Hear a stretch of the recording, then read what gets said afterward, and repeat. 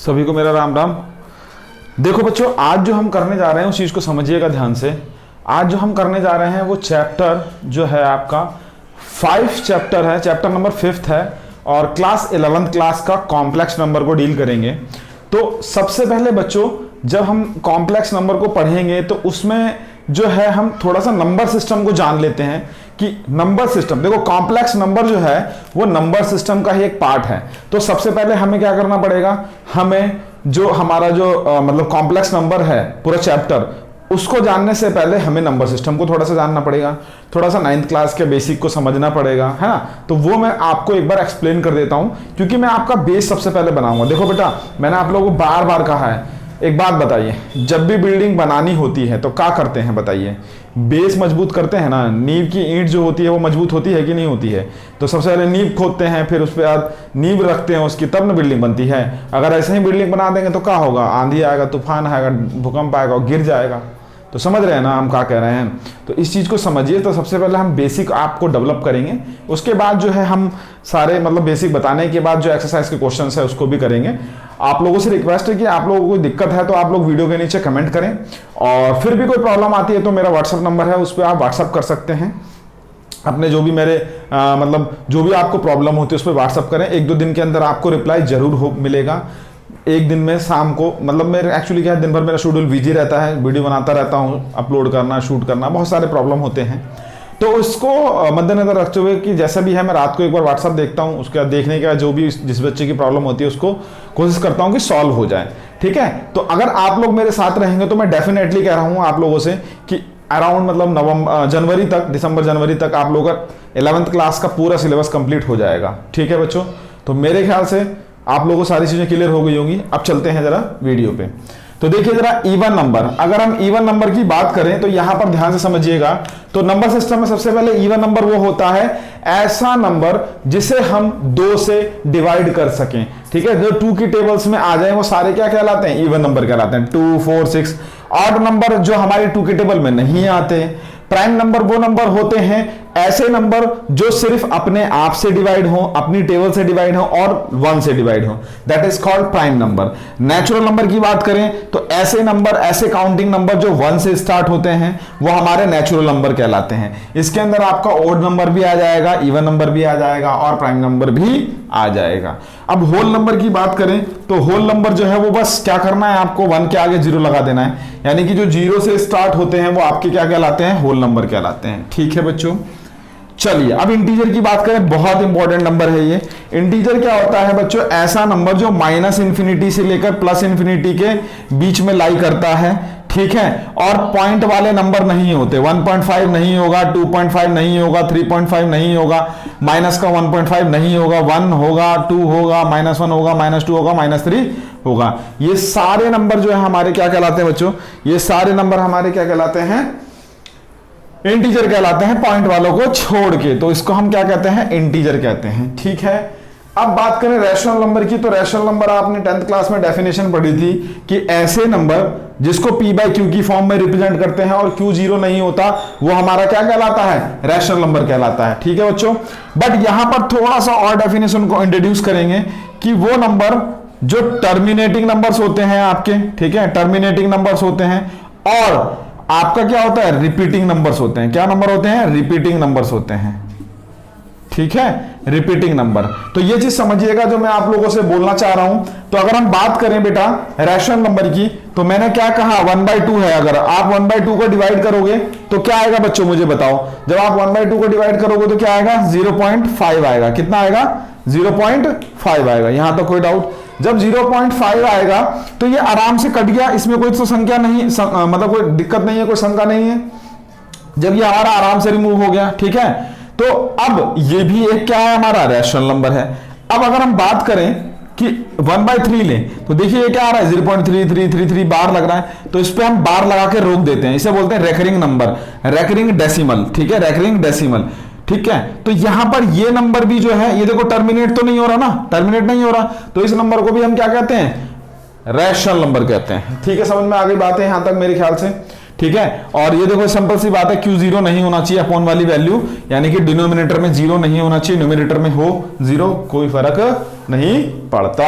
चलिए अब irrational number की बात करें तो दुनिया के जितने भी रूट वाले नंबर होते हैं वो सारे इर्रेशनल नंबर होते हैं, ये आपने बचपन से सीखा है। बट अगर हम थोड़ी सी और डेफिनेशन को जाएं तो वो हमारा नॉन टर्मिनेटिंग नंबर्स होता है, नॉन टर्मिनेटिंग और नॉन रिपीटिंग नंबर्स होते हैं, ठीक है। नॉन टर्मिनेटिंग और नॉन रिपीटिंग नंबर जो होते हैं वो हमारे कौन से होते हैं, इर्रेशनल नंबर होते हैं, ठीक है। जैसे आप सपोज मान लीजिए रूट 2 की वैल्यू फाइंड करेंगे तो 1.4 मतलब 4 3 4 5 इस तरीके से वैल्यू आती रहेगी। इसका मतलब ये है कि हमारा जो भी रूट वाला नंबर है, देखो ये रिपीट तो नहीं कर रहा बट टर्मिनेट भी नहीं हो रहा, तो इसको हम क्या कहेंगे, इर्रेशनल नंबर कहेंगे। तो बच्चों एक पाई और है हमारा, ध्यान से समझिएगा कि जो पाई है इसके बारे में थोड़ी सी कन्फ्लिक्ट चल रही है कि पाई क्या है। तो अभी तक हमारी जो एनसीईआरटी है, स्टैंडर्ड बुक है, उसको पाई को बोला है कि वो इर्रेशनल नंबर है, तो आप भी इर्रेशनल नंबर माने। बट देखिए अगर हम पाई को इस फॉर्म में रिप्रेजेंट करते हैं 22/7 में, और अगर बट इसे डिवाइड मारे तो 3 4 पॉइंट ऐसे करके 8 9 7 इस तरीके से वैल्यू आती रहती है ना। तो देखो डिवाइड करने पे ये हमारा क्या हो रहा है, ना ही टर्मिनेट हो रहा है ना ही रिपीट कर रहा है, तो इर्रेशनल नंबर है। बट अगर हम इसे फ्रैक्शन में रिप्रेजेंट करेंगे तो क्या आ रहा है, ये इर्रेशनल नंबर। तो कंफ्यूजिंग है ना थोड़ा सा, ठीक है। तो बट ये जो वैल्यू होती है ये एज्यूम वैल्यू होती है, एग्जैक्ट वैल्यू नहीं है, ये क्या है, एज्यूम वैल्यू है, इसलिए हम इसको इर्रेशनल नंबर में काउंट करेंगे। साइंटिस्टों ने अभी इर्रेशनल नंबर में से काउंट कर रखा है, एनसीईआरटी में इर्रेशनल नंबर है। तो आगे चल के देखेंगे इसमें क्या होगा, वो तो बात की बात है। बस अभी आप ये समझिए कि पाई जो है हमारा इर्रेशनल नंबर है।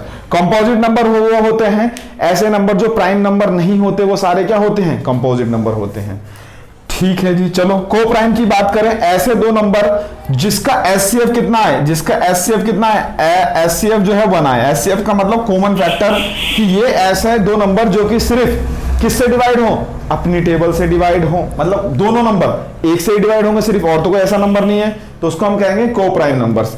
अब रियल नंबर की बात करें तो रियल नंबर वो नंबर होता है जो ये सारे नंबर होते हैं, ये सारे क्या हैं, रियल नंबर हैं, ठीक है बच्चों। मेरे ख्याल से नंबर समझ में आ गया। अब आपका 11th क्लास में एक नंबर इंट्रोड्यूस होता है, कॉम्प्लेक्स नंबर, जो आपने 10th तक नहीं पढ़ा था। तो कॉम्प्लेक्स नंबर को हम डील करते हैं, इतना स्क्रीनशॉट लें और समझें इस चीजों को कि मैं क्या कहना चाह रहा हूं, फिर हम जो है कॉम्प्लेक्स नंबर की बात करेंगे कि कॉम्प्लेक्स नंबर हमारा कौन सा नंबर है और क्या है। तो देखो बच्चों कॉम्प्लेक्स नंबर की बात करते हैं। तो देखिए 10th क्लास में आपने चैप्टर नंबर 4 पढ़ा था, जिसके अंदर हम जब किसी भी एक क्वाड्रेटिक इक्वेशन होती है ax² + bx = c 0, ये आपने पढ़ी थी, ठीक है। तो इस क्वाड्रेटिक इक्वेशन में जब रूट्स निकालते हैं तो ये होता है फॉर्मूला, जिसे श्री भट्टाचार्य मेथड कहते हैं, फॉर्मूला कहते हैं, ठीक है। ये आपने 10th क्लास में सीखा है, ठीक। अब ध्यान से समझिएगा, अब यहां पर 3-4 कंडीशन बनती थी कि अगर d की वैल्यू 0 होगा तो रूट्स क्या होंगे, हमारे रियल होंगे, है ना, और इक्वल होंगे, एंड इक्वल होंगे, ये आपने सीखा था। पुरानी चीजों को बेटा डिस्कस करना बहुत जरूरी है।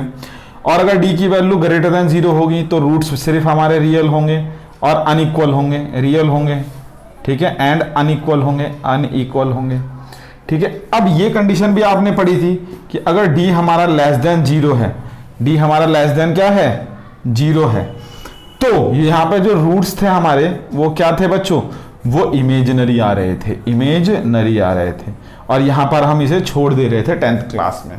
यानी कि आप लोगों ने 10th में ये पढ़ा था कि जैसे कि मान लीजिए कोई इक्वेशन है हमारी, x = उसमें मान लो -1 प्लस रूट में -2 आ रहा है, अपॉन में 2 आ रहा है सपोज, तो ये आपका रूट में जब -2 आता था तो जो 10th क्लास की बात थी तो वहां पर आप इसे क्या छोड़ देते थे, इसको क्या करते थे, ये इमेजिनरी रूट्स आएंगे, मतलब ये हम इसे सॉल्व नहीं कर सकते बच्चों।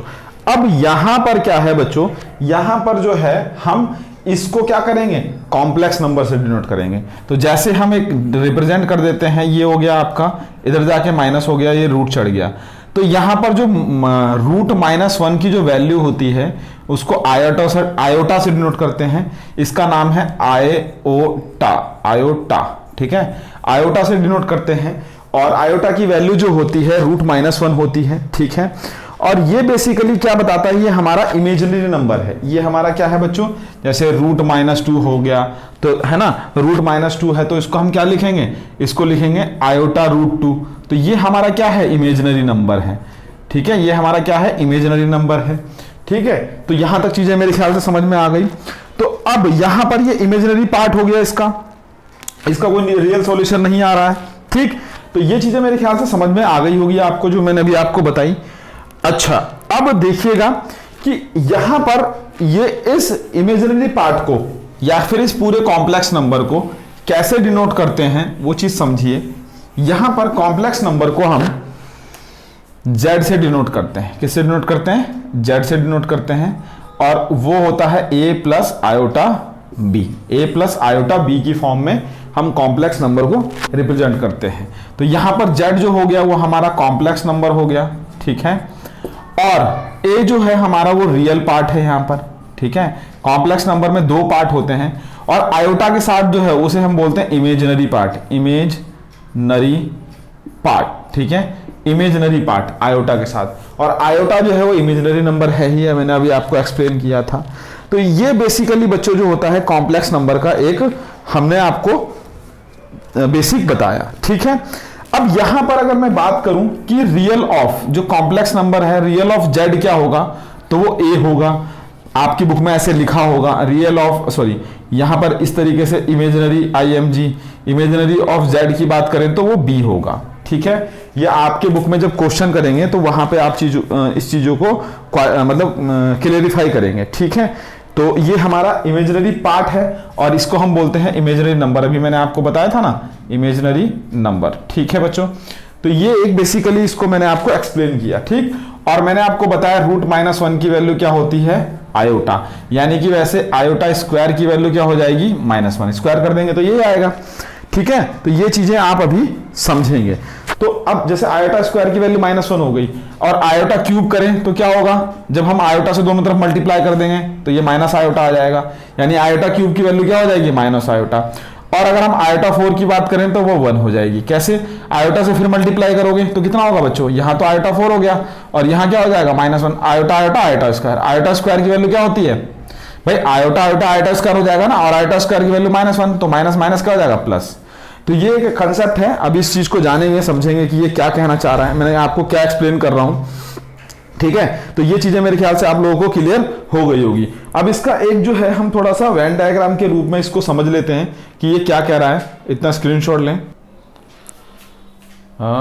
देखिए बच्चों, अब यहां पर हम जो है कॉम्प्लेक्स नंबर का बेसिकली जो है थोड़ा सा हम एक वेन डायग्राम के थ्रू समझ सकते हैं कि कॉम्प्लेक्स नंबर को किस तरीके से हमने रिप्रेजेंट किया है।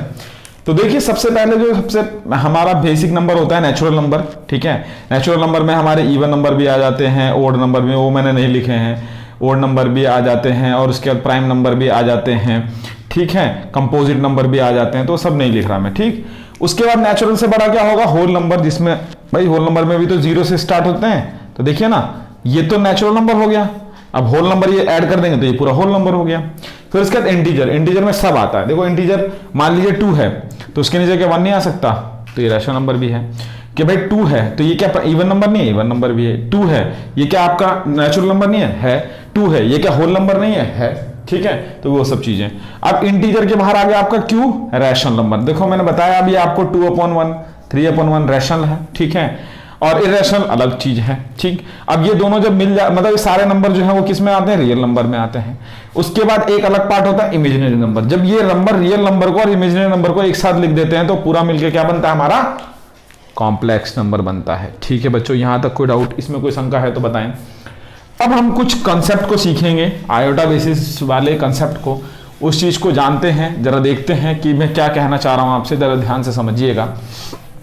तो सबसे पहले अगर हम बात करें, ठीक है, तो सबसे पहले अगर हम बात करें तो देखते हैं बच्चों कि देखिए, अगर मैं मान लीजिए सपोज लिखता हूं 2√3 तो क्या आएगा बच्चों, आपको क्लियर पता है, मल्टीप्लाई कर देंगे अंदर की और रूट छोड़ा देंगे उसमें, है ना। ये बेसिक फंडा आपने 8th क्लास में सीखा था।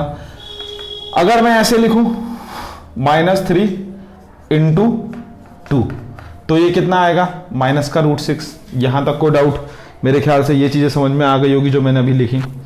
ठीक है। अगर ये रूट मतलब माइनस इधर होता तो भी इसे आप क्या लिखते, माइनस का रूट 6 लिखते, ठीक है। और क्या अगर ये ऐसे होता तो आप क्या लिखते भाई, माइनस, देखो आप क्या करोगे, 3 दूनी 6 है ना, और माइनस माइनस क्या हो गया प्लस, मतलब कि प्लस का रूट 6। तो ये क्या सही है, नहीं ये गलत है।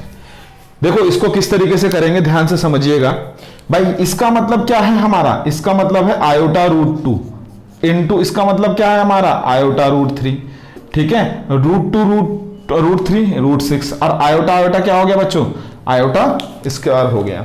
और आयोटा स्क्वायर की वैल्यू अभी मैंने आपको पीछे बताई है -1 होती है, ठीक है। यानी कि रूट में अगर -1 कहीं है तो वो आयोटा है, और जब दोनों साइड स्क्वायर कर दोगे तो आयोटा स्क्वायर की वैल्यू क्या हो जाएगी -1, तो इसकी वैल्यू क्या हो गई -1। तो ये हमारा जो है क्या आ गया, रूट 6 की वैल्यू जो हो गई ये आ गई। यानी कि जब इसको मल्टीप्लाई करेंगे तो आपका ये वैल्यू देगा -√6, ठीक है। बहुत बच्चे इसमें गलती करते हैं, ठीक है। तो इस चीज को आप लोग समझिए और जानिए कि मैं क्या कहना चाह रहा हूं। जैसे कि सपोज मान लो -1 इंटू -1 कर दिया मैंने, तो बच्चे क्या करते हैं इसे +1, जबकि ये गलत है बच्चों, इसको समझो आप बात को। ये कैसे होगा, इसकी value iota square, sorry iota, और इसकी वैल्यू भी क्या होगी आपकी आयोटा, तो क्या आएगा आयोटा का स्क्वायर आएगा, और आयोटा स्क्वायर की वैल्यू क्या होती है -1, यानी इसका आंसर क्या आएगा -1 आएगा। और बच्चे इसका आंसर 1 लिखते हैं, बच्चे इसका आंसर क्या लिखते हैं 1 लिखते हैं। आप आईआईटी जेई या फिर एनडीए के एग्जाम में इस तरीके के क्वेश्चन आते हैं और वहां पहला ऑप्शन 1 होता है, प्लस का 1, और बच्चे उसको गलत कर ही आते हैं। तो प्लीज इस चीज को ध्यान से देखिए और समझिए, ठीक है। तो ये चीज हो गई। अब आयोटा के बेसिस पे हम कुछ और फॉर्मूले को देखते हैं जरा, कि आयोटा के बेसिस पे हमारे कुछ और फॉर्मूले किस तरीके से डेवलप होते हैं। तो देखते हैं, आइए, ठीक है। तो यहां पर बेसिकली जो आपके एक्सरसाइज 5.1 है उसके अंदर हमारे 4 फॉर्मूले हैं जिसके बेसिस पे हम क्वेश्चनों को सॉल्व करेंगे। जैसे कि आयोटा 4k की वैल्यू हम 1 मानेंगे। k यहां पर बिलोंग्स टू इंटीजर को करता है। इंटीजर मतलब कोई भी वैल्यू जो हमारी पॉइंट में ना हो, और नेगेटिव हो सकती है, पॉजिटिव हो सकती है, ठीक है। तो यहां पर हम इसे चलो ठीक है, पॉजिटिव इंटीजर मान लीजिए, वैसे z पॉजिटिव, ठीक है।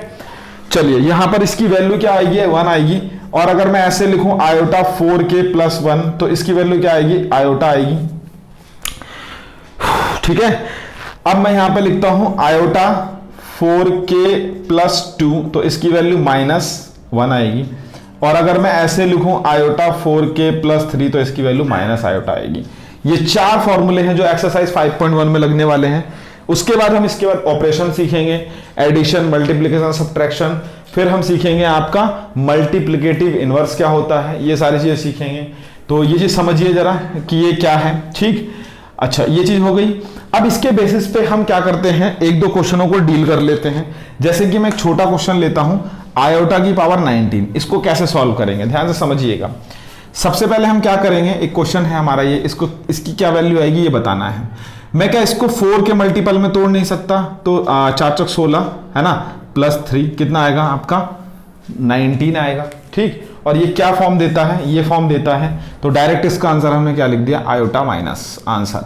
बच्चे इसे आयोटा स्क्वायर 4 करके पता नहीं क्या क्या करते रहते हैं, वो बहुत टाइम कंज्यूमिंग प्रोसेस है, तो प्लीज उसको फॉलो ना करें। और ये सही है, आपको पूरे मार्क्स मिलेंगे इसके अंदर जब आप अपने एग्जामिनेशन में इस क्वेश्चन को करेंगे। एक क्वेश्चन और ले लेते हैं, आयोटा 135, ठीक है। अब मैंने क्या कहा, अब भाई इतनी बड़ी वैल्यू है, आपको नहीं समझ में आ रहा, तो आप एक काम करें, 135 को 4 से क्या करें, डिवाइड करें।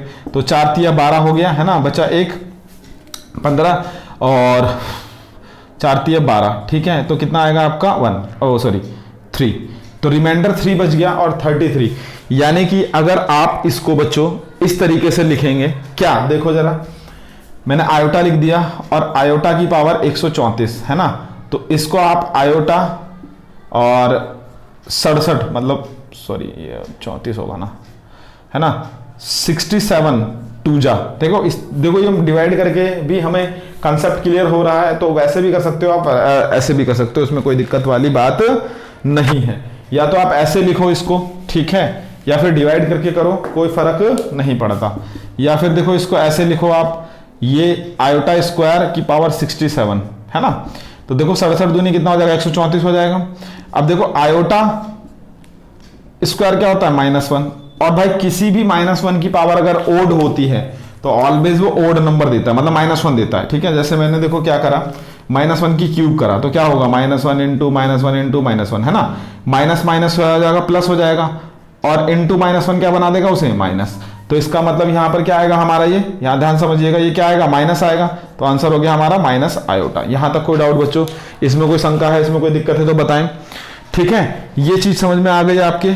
अब एक क्वेश्चन चाहे और ले लेते हैं हम, आयोटा माइनस में, इसे स्क्रीनशॉट लें इसका।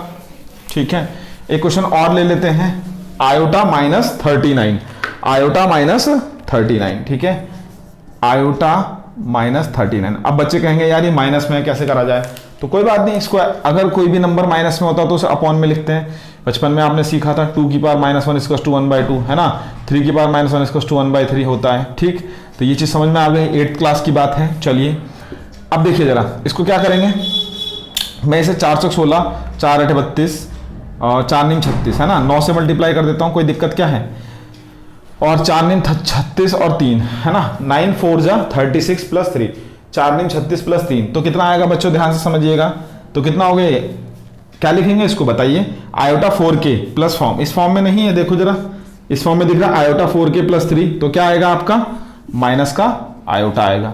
अब जब भी माइनस आयोटा है तो इसे क्या करेंगे, रैशनलाइज करेंगे।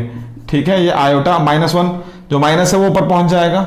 ठीक है, तो ये क्या आ जाएगा, माइनस का आयोटा अपॉन में आयोटा स्क्वायर, माइनस आयोटा, और आयोटा स्क्वायर की वैल्यू आपको पता है क्या होती है, -1 होती है, माइनस से माइनस कैंसिल आउट हो गया, हमारा आयोटा आंसर आ गया। ठीक है बच्चों, तो ये चीजें मेरे ख्याल से क्लियर हो गई होंगी आपको। ठीक है, तो एक क्वेश्चन चलो और देख लेते हैं इस पे। ठीक है, उसके बाद फिर हम आगे देखेंगे, जरा यहाँ पे स्क्रीनशॉट लें। ठीक, चलिए अब एक क्वेश्चन थोड़ा सा मतलब मैं आपको ऐसा दे रहा हूं जो आपका एनडीए एग्जाम में आया है। ठीक है, 2013 में, बहुत इंपॉर्टेंट क्वेश्चन है, ध्यान से समझिएगा। जैसे n दे दिया, आयोटा n+1 दे दिया, आयोटा n+2 दे दिया, और फिर आयोटा n+3 दे दिया। कह रहा है इसकी वैल्यू फाइंड करो, इसकी वैल्यू क्या करो बच्चों, फाइंड करो। तो देखो जरा थोड़ा सा आप लोगों को लग रहा होगा कि कंफ्यूजिंग है, क्या है, देखो आयोटा n प्लस इसे आयोटा n इंटू आयोटा लिख सकते हैं। भाई आपको पता है गुणा में घाते क्या हो जाती है, जुड़ जाती हैं। ठीक है, तो यहां पे भी क्या हो जाएगा, मल्टीप्लाई में पावर्स ऐड हो जाएंगी, इसे ऐसे कर लो और इसे भी ऐसे कर लो। ठीक है, आयोटा n कॉमन ले लो, यहाँ पे क्या बचेगा 1 बचेगा, यहाँ क्या बचेगा आयोटा बचेगा, यहाँ क्या बचेगा आयोटा स्क्वायर की वैल्यू -1, यहाँ क्या बचेगा बेटा, देखो आयोटा क्यूब मैंने अभी आपको बताया क्या होता है, माइनस आयोटा होता है, पीछे बताया। और कैसे आता है, देखो आयोटा स्क्वायर की वैल्यू -1, दोनों तरफ आयोटा की मल्टीप्लाई करेंगे तो क्या आएगा माइनस आयोटा, तो ये आ गया माइनस आयोटा, ये इससे कैंसिल आउट, ये इससे कैंसिल आउट, बचा क्या 0। ठीक है, तो मेरे ख्याल से ये चीजें आपकी क्लियर हो गई होगी, तो चीजें आपको समझ में आ गई किस तरीके से करेंगे। बाकी बहुत सारे ऐसे क्वेश्चन है जिस तरीके से आप इसे सॉल्व कर सकते हैं। तो इतना स्क्रीनशॉट लें, फिर हम आगे चलते हैं बच्चों। ठीक है, तो मेरे ख्याल से आप लोगों को बहुत अच्छी तरीके से समझ में आया होगा। मेरी बस यही रिक्वेस्ट है कि प्लीज आप लोग वीडियो के नीचे कमेंट करें, लाइक करें वीडियो को अगर आपको अच्छा लगता है, और अच्छा नहीं लगता तो डिसलाइक कर दें, कोई दिक्कत वाली बात नहीं है। बस मैं आपसे ये कहना चाह रहा हूं कि देखिए अभी लॉकडाउन की स्थिति है। ठीक है, तो आप लोग जो है, मतलब मैं ये नहीं कह रहा कि 10 यूट्यूब पे बहुत सारे टीचर पढ़ाने वाले हैं, आप 10 टीचर को फॉलो मत करें, एक टीचर को किसी को भी फॉलो करें। मैं ये नहीं कह रहा कि मेरी वीडियो देखिए, आप किसी की भी एक टीचर की वीडियो देखें, मगर एक टीचर को फॉलो करें और अपने कंसेप्ट को डेवलप करते रहें, और मतलब मैक्सिमम प्रैक्टिस करें क्वेश्चन की, जिससे कि आपका जो है, जब आपका जनवरी या फरवरी में आपका जब एग्जाम होगा, मार्च में जब एग्जाम होगा, स्कूल खुलेंगे, तब आप जो है उस पर अच्छा परफॉर्मेंस कर सकें। सभी को मेरा राम राम। चलते हैं आगे।